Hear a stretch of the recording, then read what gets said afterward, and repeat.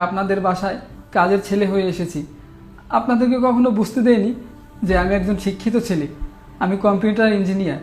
সত্যি ভাই, তোর কথাগুলো শুনে না আমার কেমন জানি শরীরটা শিহরিত হয়ে গেছে।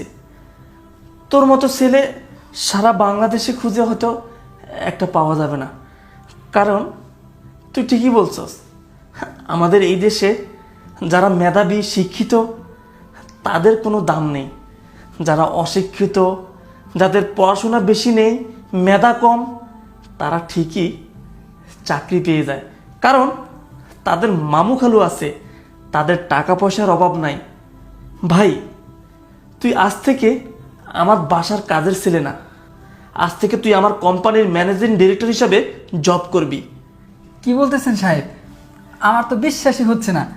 আজ থেকে আমি আপনাদের কোম্পানিতে ম্যানেজিং ডিরেক্টর হিসেবে কাজ করব।